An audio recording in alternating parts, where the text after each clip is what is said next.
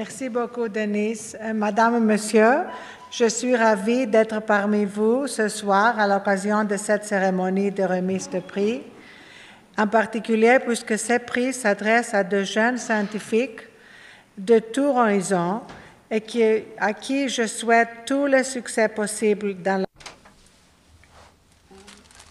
On to English. I'm delighted to be here, and even though French was my first foreign language, since for all Greeks, French was their first foreign language when I was born many centuries ago, after all these years in England and the United States, I'm afraid I'm much more comfortable speaking in English, so I apologize that you have to listen in translation. I want to add again my congratulations in English to the laureates. This is just a wonderful success. And I understood some of the stuff that you're awarded these prizes for. But I will look forward to learning more and watching your careers bloom through the years ahead. I'm particularly delighted that there is a woman among the laureates, and congratulations to all of you again. So I'm also really delighted to be here on this occasion where the Latsis Foundation is presenting the prizes. I was telling Spiros Latsis that I followed in his footsteps trying to get a PhD at the London School of Economics, but I left and wrote a book instead. So he's the one with the PhD, and I only have an MA from Cambridge, which those of you who know Cambridge and Oxford know that it doesn't mean very much because you get it automatically after your BA, unless you get in jail or something. And I was also delighted to meet John Latsis and to see that the family tradition of having one academic in the family at all times continues. So this topic that I'm going to address tonight, and I look forward to questions and a discussion after I speak, is obviously very dear to my heart. And what I want to focus on is the big trends happening in media. And I want to specifically address three megatrends. The first megatrend that is absolutely key is that we have moved in media from presentation to participation. The times when media were simply presenting information and readers or viewers were absorbing it are over. That great sage, Will.I.Am, put it best when he said that we used to consume the news sitting on a couch, and now we consume news galloping on a horse. We don't just consume it, we share it, we pass it on, we add to whatever it is that we received. So this is a big transformation. And this is really the big distinction between old and new media, although increasingly old media are doing more and more to incorporate engagement and participation in what they're doing. At the Huffington Post, participation and engagement is at the heart of everything we do, which means basically that at the same time that we are a journalistic enterprise that has over 700 full-time editors, journalists, engineers working at the company across 10 countries at the moment. At the same time that we are that, and we won a Pulitzer last year showing that we really are very invested in long-form investigative journalism, at the same time we are a platform. And we are very proud to be a platform, because being a platform means that we offer distribution to many people who otherwise would not have a voice. We also offer distribution to people who could be published in any of the old media publications.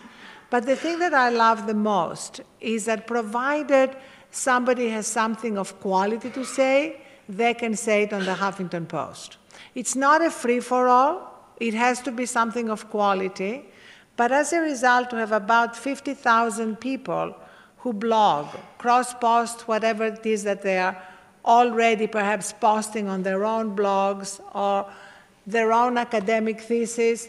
We would love to post what you're doing. I'm addressing to the laureates. You know, we have a science section, so even if all the lay people may not be able to understand, the scientists among our readers will understand. And the great thing about having this platform is that we never know who is going to read it and what the repercussions are going to be. Recently, for example, a homeless teenager wrote a blog on the Huffington Post, a really beautiful blog. And the Harvard admissions office happened to read it and offered him a place at Harvard, and he's now at Harvard. And that's one of the things I love, that a lot of things that otherwise might have remained in the shadows can be pulled and see the light of day. And whatever is of quality can really surface. Also, there is no hierarchy. You can have a blog by François Hollande next to a blog by a college student. So the level playing field is around quality.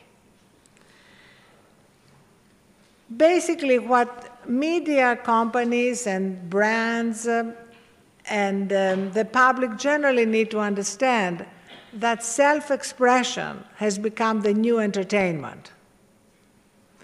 Because a lot of people still ask, why are people blogging for free? Or why are people updating Wikipedia entries for free? Or posting on Tumblr for free? Where the truth is that nobody ever asked, why are people watching bad TV for free?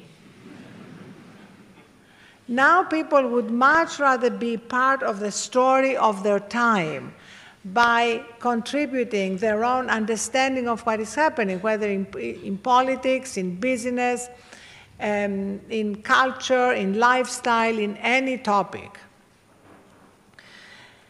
The other thing that has become more important with the birth of new media is the ability to actually conduct biopsies and not just autopsies on big public events.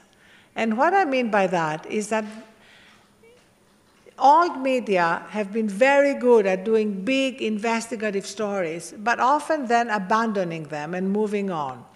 New media stay on a story and stay on a story often until it breaks through, because they constantly develop it with whatever it is that comes from the readers.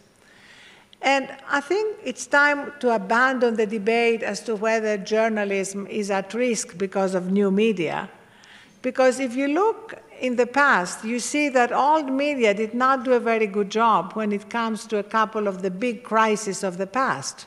If you take, for example, the war in Iraq, the media in the States especially did a really terrible job at informing the public that the information being given by the administration was not accurate, that in fact there was no real nuclear threat coming out of Iraq.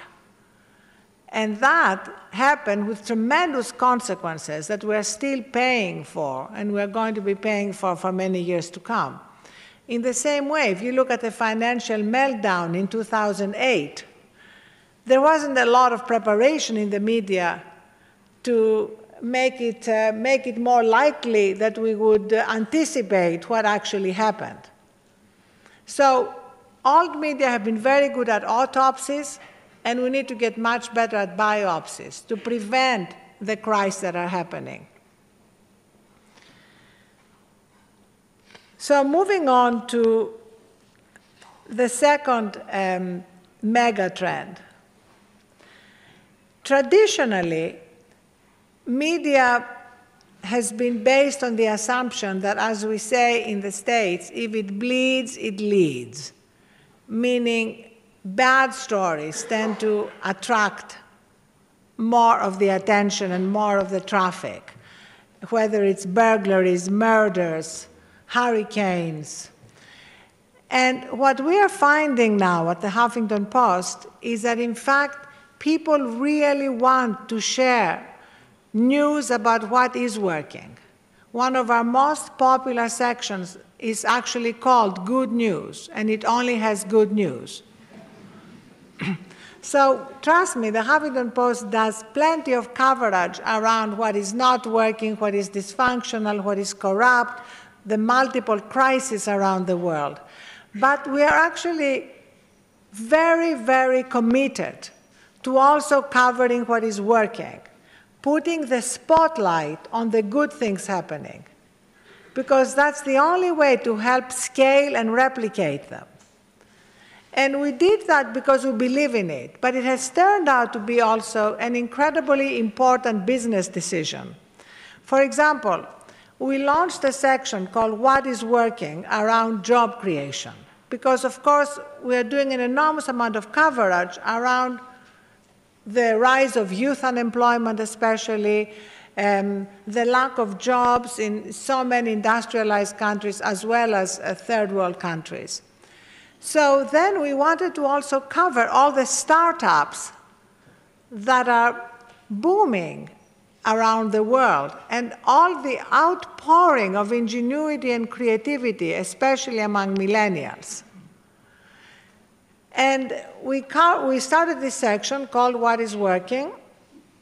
And then, as it happened, Goldman Sachs came to us and is now sponsoring this section because they're actually spending $500 million helping young entrepreneurs, mentoring them, and helping their businesses scale all around the world, including a program called 10,000 Women, of women entrepreneurs. So what we are finding is that putting the spotlight on what is working is great across all fronts. Readers love them. This is the content that they most want to share. And increasingly, of course, traffic doesn't come directly to the front page. It comes to us through side doors, through people sharing whatever they're reading on the Huffington Post. Who knows who shared the Marcel Proust story you mentioned, but if they post it on their Facebook or if they share it with their friends, that's a way to bring new, unique visitors to the website. So because social is what we are calling the new front door, we are finding that good stories, stories of ingenuity, creativity, are stories that people most want to share with their friends and those who follow them. And we've gone further than that. We've actually helped raise money for nonprofits.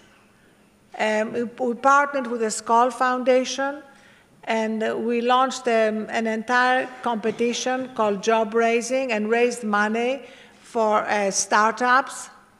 And then we raised money for women's nonprofits, and we are now in the process of getting of doing a third round of raising money for different startups and nonprofits doing amazing work. So we see the role of media as going beyond just covering all that is dysfunctional and being part of the solution at a moment when there are so many crises and such a need to involve readers and viewers in the solutions. The third mega trend that I see that social media are a big part of is the fact that the internet is growing up. And what I mean by that is that at the beginning of the internet, back 25 years ago, the internet and social media were dominated by the search for information. And now increasingly, people are consumed by the search for meaning.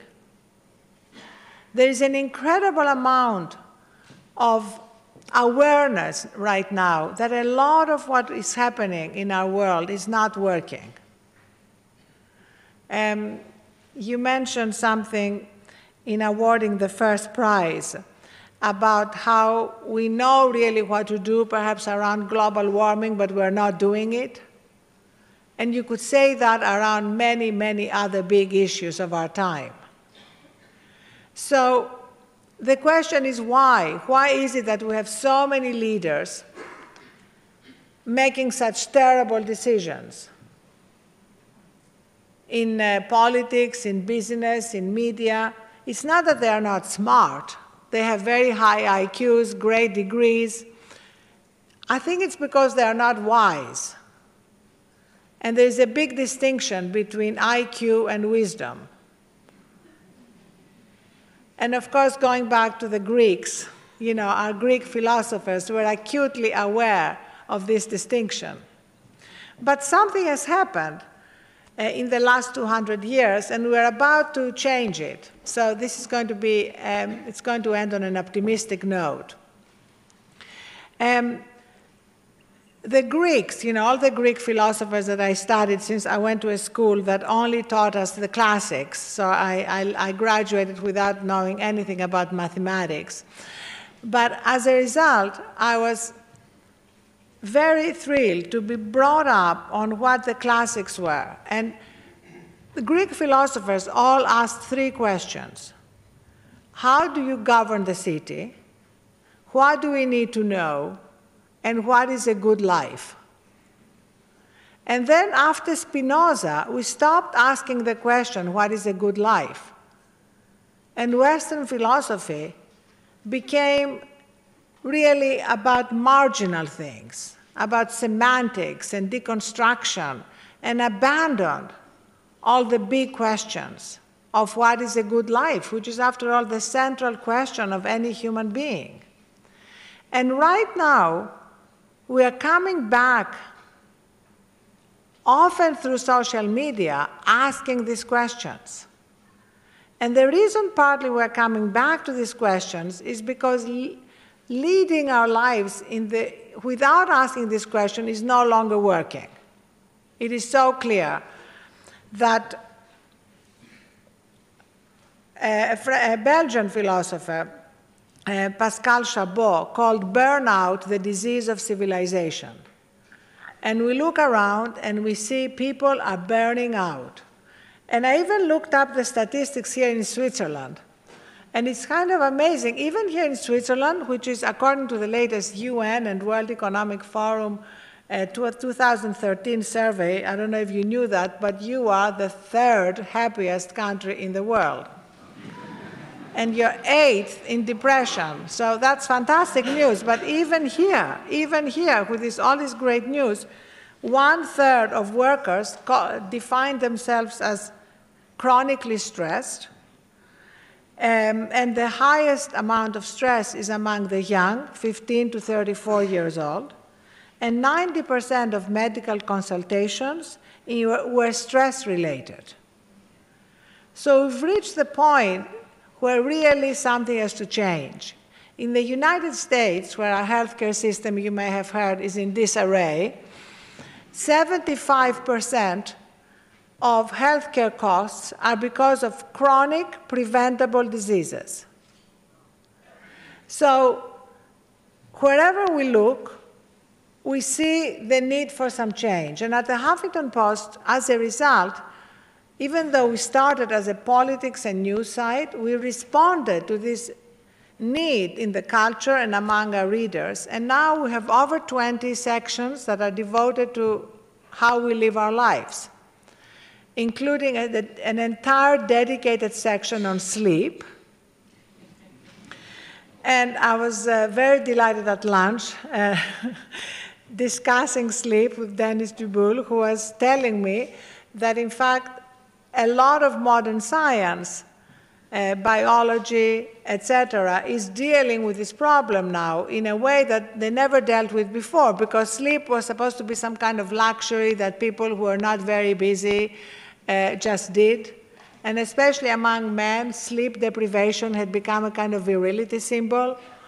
And now this is changing. People are drawing the connections between sleep and disease, between sleep and diabetes and hypertension and obesity. And I personally, just to tell you a personal story, became a sleep evangelist in 2007 when I fainted from exhaustion, hit my head on my desk, broke my cheekbone, got 4 stitches on my right eye, and then I started reading everything about sleep, to the point where I was invited by the Harvard School of Medicine Sleep Division to join their board. And I'm now a new woman because I now get 7 to 8 hours rather than 4 to 5 hours, and the difference it has made is dramatic. And we hear that again and again, and we see science confirming what individual experience makes absolutely clear. So when I gave a commencement speech at Smith to the graduating class of women in May, I urged them to sleep their way to the top, literally.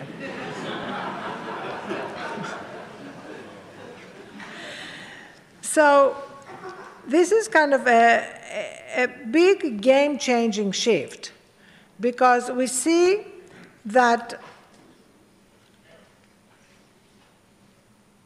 the need to redefine success is something that is all over social media right now. At the Huffington Post, we have a dedicated section on that we call the third metric. And I'll explain why. Because success so far has been equated with 2 metrics: money and power, which is a little bit like trying to sit on a 2-legged stool. Sooner or later, you're going to fall off. So we came up with the third metric. And the third metric consists of 4 things. The first one is our health and well-being. You know, success is meaningless if we are not taking care of our health and well-being. And we see that everywhere. You look around the West and you see very successful men especially having heart attacks in their 50s as a matter of course, like a kind of price of success. And among women, the risk is even greater. There is a 40% greater incidence among women of heart disease and a 60% greater instance of diabetes among women in stressful jobs. So clearly something dramatic has to change. At the same time, I was talking to Jean-Dominique at lunch, and I was delighted to hear from him that he has recognized the importance, say, of unplugging and recharging. And I love the story. I want to use it in my book on the third metric, with your permission, Jean-Dominique, that you actually leave over the weekend whenever you can and go to your cabin, to your chalet up in the mountains where you can be away from the constant barrage of incoming information. And you presented that in medical and biological terms when you said that we are products of evolution and our minds are not used to constantly be receiving information and dealing with it. Because as a result, modern research shows that we are in a perpetual fight or flight mode. On my smartphone, my screensaver is a picture of gazelles. And the reason is because I was reading a book by Professor Mark Williams, who is a clinical psychologist at Oxford, and he wrote about gazelles, and he said gazelles, when there is a danger, really run like crazy. You know, they get stressed, you know, the adrenaline goes, etc. But once the danger passes, the leopard, the lion is gone, they just graze. And they move into that recharging space that's so hard for modern human beings. Because we just never really graze. Because the problem with having a mind is that when we're not in the present, we're either in the future worrying about what's going to happen, or in the past worrying about why things didn't happen better. So as Montaigne said, there were many terrible things in my life, but most of them never happened. And that's the human brain, and that's the constant presence of stress in our lives. That is something that we all desperately need to get away from if we're going to be able to protect our health, and also, moving to the second part of the third metric, tap into our own wisdom. Because the problem with being surrounded by technology is that we never really disconnect. And it's critical that we learn to disconnect from technology in order to reconnect with ourselves. In the States especially, I'm very impressed to see here that not many of you are multitasking and looking at your smartphones. In the States, you can never really go anywhere when people are not doing two things at once. And now, of course, modern research shows that there is no such thing as multitasking. It's really task switching, and it's the most stressful thing you can do. So we write about these things, and our readers tell us their stories, and this is what is the most successful content for us on social media. Because people are really now trying to empower themselves to make these decisions, because our culture has kind of abandoned that search. So individuals are, and this is here the paradox, are sometimes using technology to learn to disconnect from technology. The most popular feature that Apple introduced recently was called Do Not Disturb, which you can put on your Apple phone and can stop you from getting emails, etc. You would have thought you could just put your iPhone in a different room, but modern human beings are not that self-disciplined, so they need a feature to stop them from receiving emails. Whatever it takes. We actually at HuffPost launched our own app. There has to be an app for that, a year ago, called GPS for the Soul. We worked with medical technologists. You can download it for free from iTunes if you have an iPhone. And you tap the sensor of your camera, and it gives you a proxy for your stress level, your heart rate variability. And then you can launch a guide with all the things that help you course correct. In my case, my guide is public, so you can see it has lots of pictures of my daughters when they were young and unproblematic a long time ago. It has music that I love, landscapes, whatever it is, under a minute, you can course correct. Again, that is what's so amazing about the science of this. It doesn't take long to course correct. What is the problem is if you allow that stress to accumulate until it has a health impact. So we are finding that there is a real longing among our readers to address these issues and share them with each other and have discussions online about all that. And increasingly, again, this is the most shareable content. This is what people like to share because they're trying to find ways to lead the lives they want and not just the lives they settle for. The third element of the third metric beyond well-being and wisdom is wonder. So often, again, because of technology, we find ourselves completely caught up in what is coming our way. You walk down the streets of New York, where I live, and there's hardly anybody just walking. People are on the phone, texting. Now more people are dying because they are texting while driving than they are dying because of drunken driving. Seriously. This is like the new big crisis in the United States, and if it hasn't come here, if you don't stop it quickly, it will come here. So, as a result, we're kind of never in the moment. And my mother, who was a kind of natural-born Greek philosopher, always kept saying to me, don't miss the moment.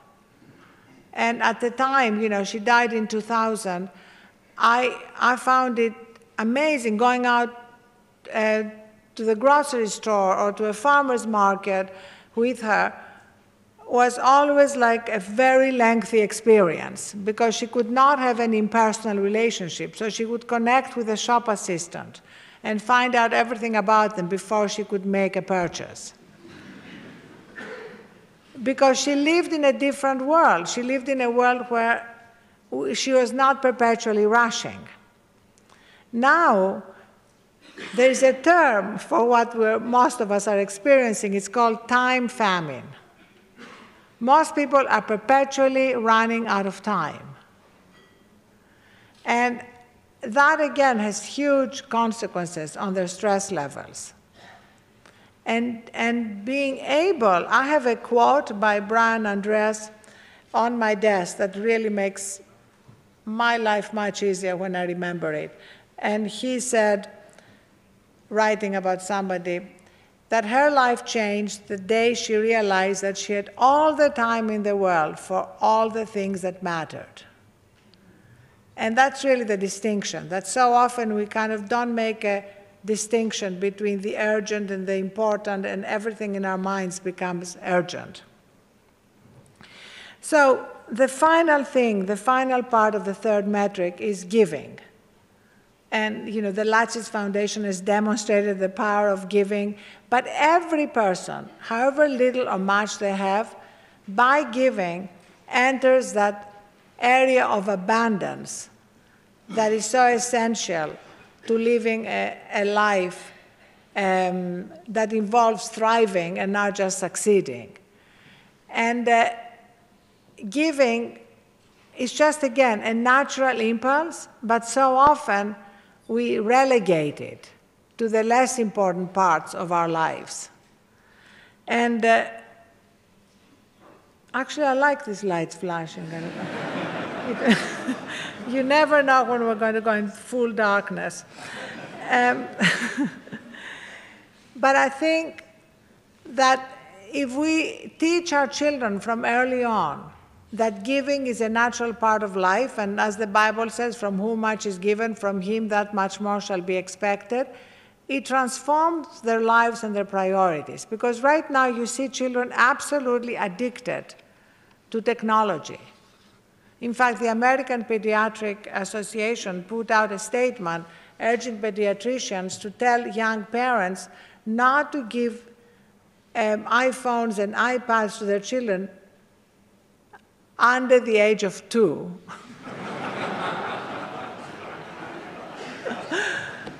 And then after that age, while they're in elementary school, not to let them have screen time for more than an hour and a half a day. And these are becoming incredibly important priorities because you see more and more children suffering from ADD because they're having a really impossible time focusing. I think the world in the future is going to be run by people who can focus because the majority of people will be incapable of focusing. It's all about trying to do multiple things at once, which they think keeps them productive, which it doesn't. And the key thing here is that as the world changes faster and faster, the people who are going to be most effective and most creative are those who can tap into their own wisdom and creativity.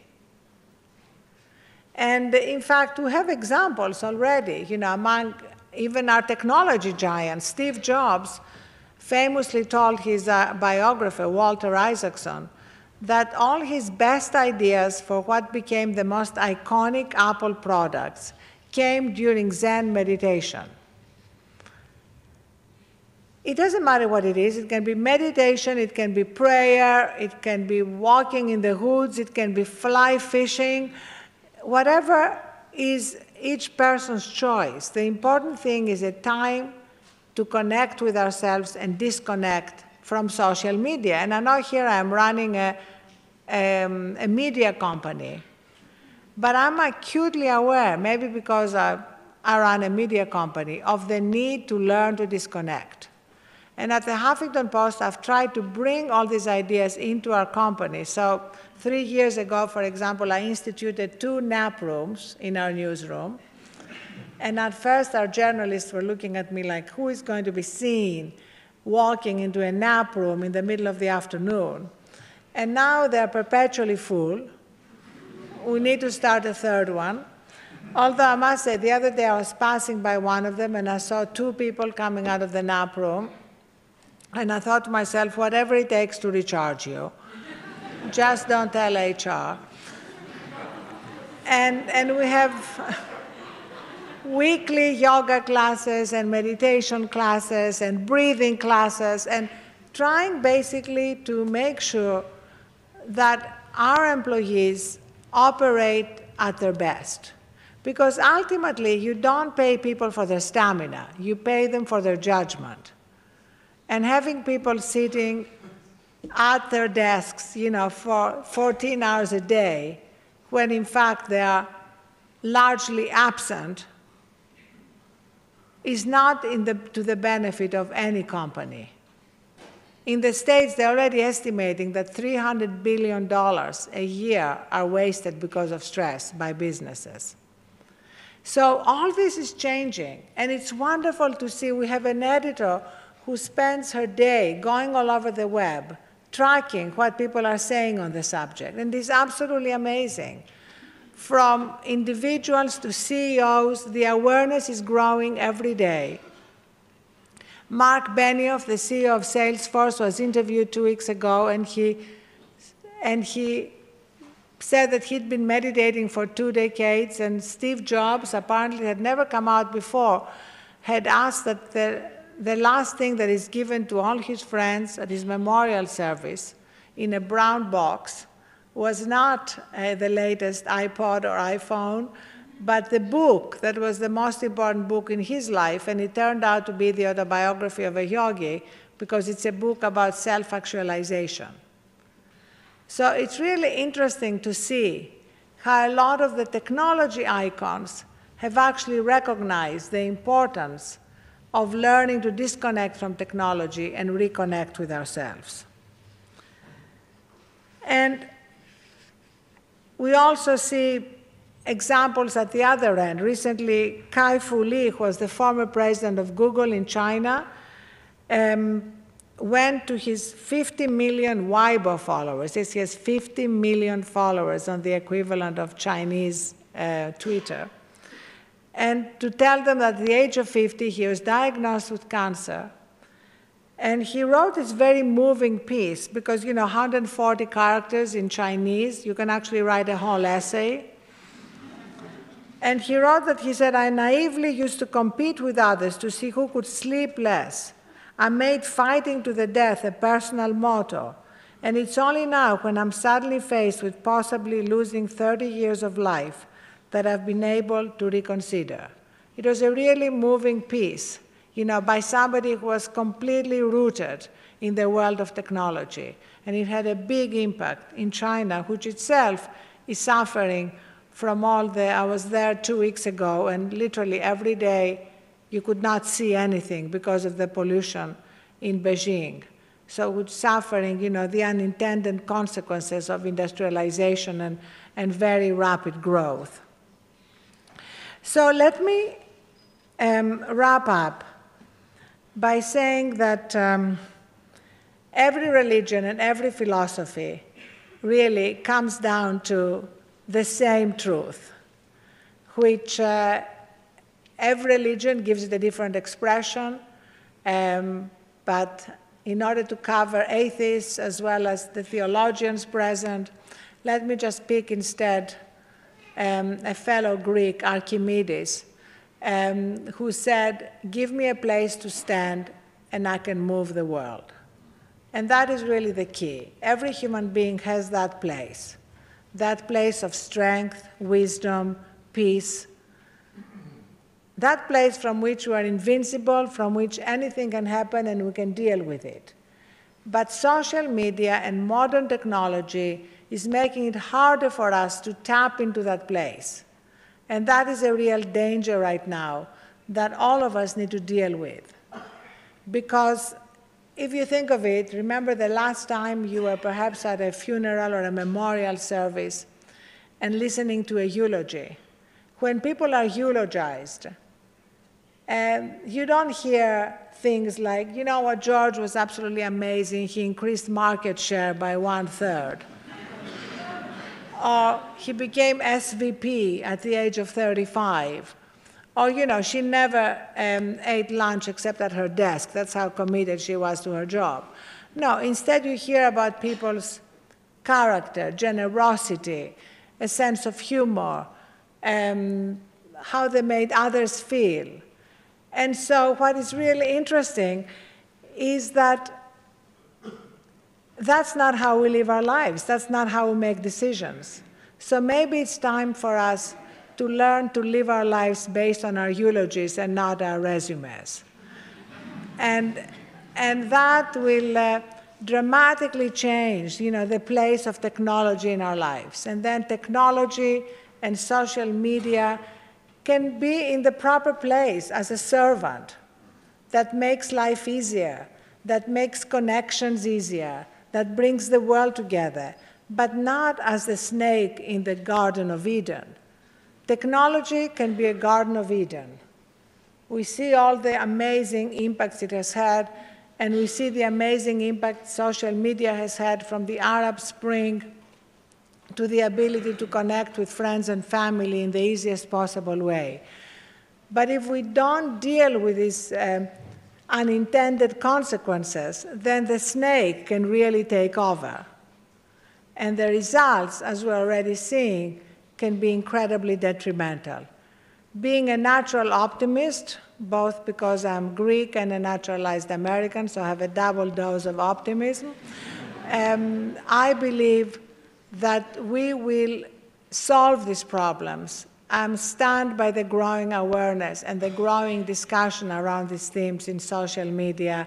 So I hope you can all join the discussion and accelerate the moment when we'll put technology in its proper place. Thank you so much. Mrs. Ariana Huffington accepted to take some questions, if there are any. And please tell us, your name and what you do and how many hours you sleep or anything.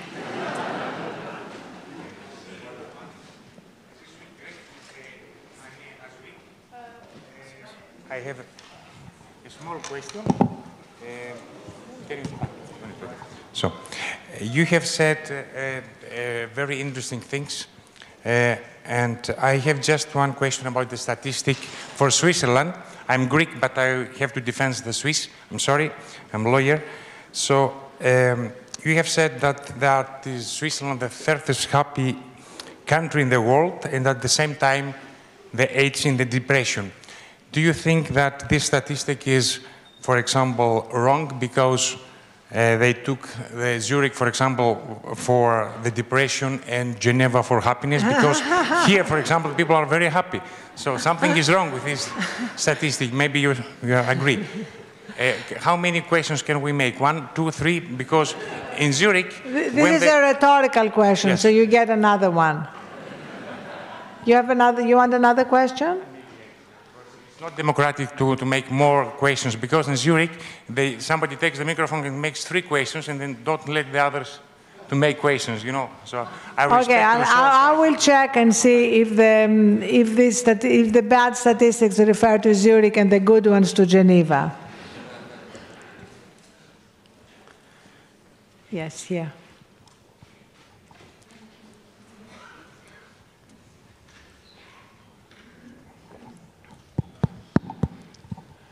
Une question. I have a question. What is the impact of media on political powers and democracy? Just to repeat the question, what is the role of the media on democracy and political life generally, the impact that it's having? So we see clearly that it's like a split screen, depends on where you're looking. There are areas where it's having an incredibly positive impact because people are expressing themselves. It accelerates political change that otherwise might have taken decades. We saw that in Egypt. But we also see that very often it allows the most extreme expressions to come to the forefront and to get a lot more attention than otherwise they would have gotten. We see that with the Tea Party, for example, in the United States. Suddenly a small minority can become more dominant. So, again, it's a tool. Technology is a tool. Social media are a tool. They're not good or bad. It all depends on how it's being used. And at the moment, it's being used in both ways. One of the areas which is, I think, the most destructive is the prevalence of trolls and anonymous attacks, you know, all over the internet. At HuffPost, you know, from the beginning, we pre-moderated comments, so people could not just use ad hominem attacks and hide behind anonymity. And as a result, you know, we've had over 300 million comments since we launched. But now, you know, trolls have become more and more ingenious. And we made an announcement last month that we are ending anonymity. We're not going to allow people to comment anonymously. We believe that we have a responsibility, both in politics and in the media, to maintain a civil discourse. So people can disagree with each other, but they can't hide behind anonymity to make vile comments. Now, if somebody has a reason to need anonymity, they can go backstage and explain why, let us know who they are, and then we'll grant them anonymity. If they're a whistleblower, if they have some reason to protect their safety. So I think that we need to prioritize a civil discourse, and that will have a very deep impact in how our democracy functions.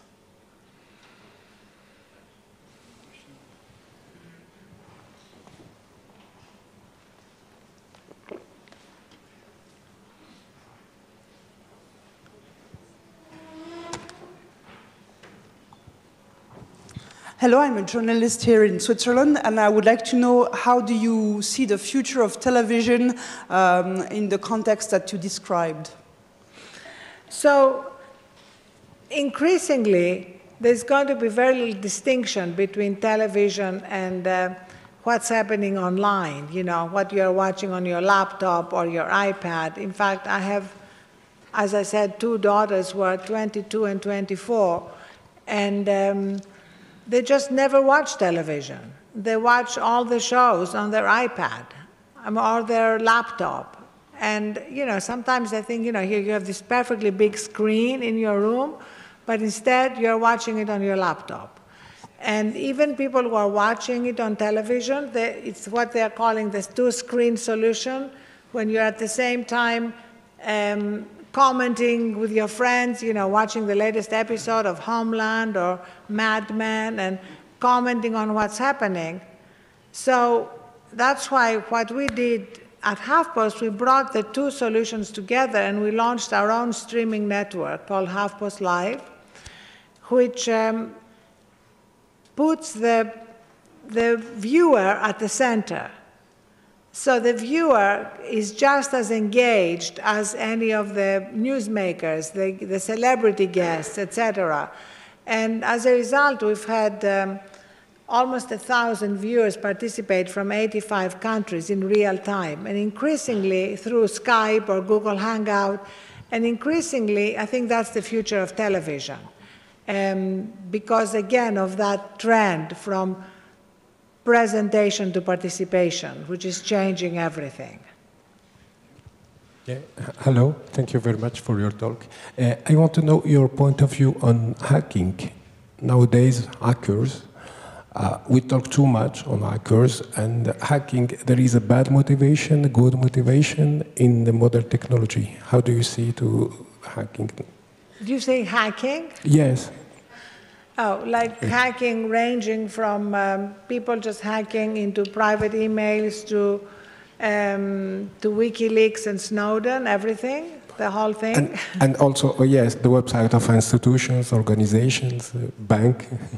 Well, you know, obviously, this is going to be a huge debate in the next few years. It affects privacy and the need for privacy, which is, I think, a very legitimate need.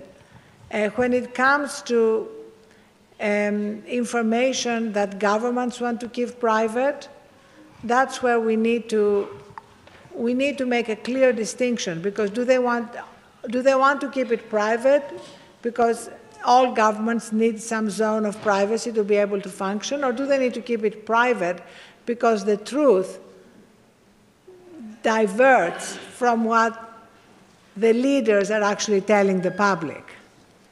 I think what we found with WikiLeaks, what was very embarrassing for governments, was that they were saying one thing to the public, and the cables that were released revealed a completely different reality.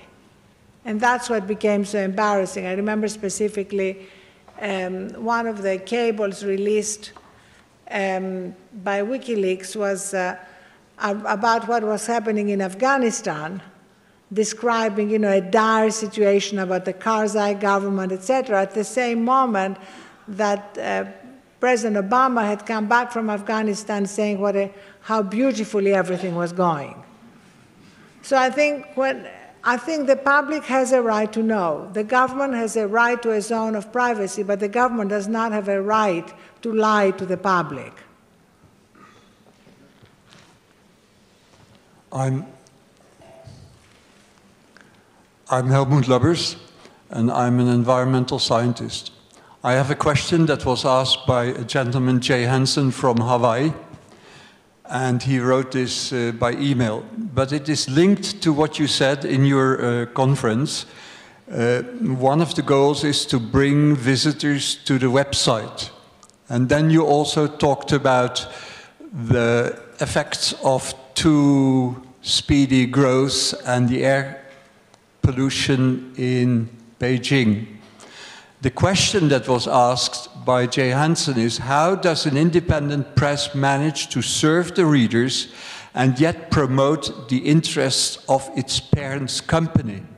A second question by another participant in this Yahoo groups is, with all the advertising that is aimed at increasing consumption of trash that one doesn't need, isn't this the very antithesis of green? So how do you deal with that? At the same time serve the masters and do something for the readers so that we may have a life tomorrow? Well, that's a great question. And again, I think because so much of the traffic now is because of what people are sharing, this makes this answer easier. Our green site, for example, is the #1 green site in the United States. And we have James Hansen write, among others. We have great environmentalists write. We have the readers write themselves about what they're observing and what they're experiencing. And we see no problem with that in terms of advertisers, because increasingly now brands realize that they cannot just hide behind glossy ads and not be accountable. That's one of the great advantages of social media. They are holding brands accountable. So the fastest way to get results, if you're not happy with something, with a brand, what they're doing, is to tweet at them in public.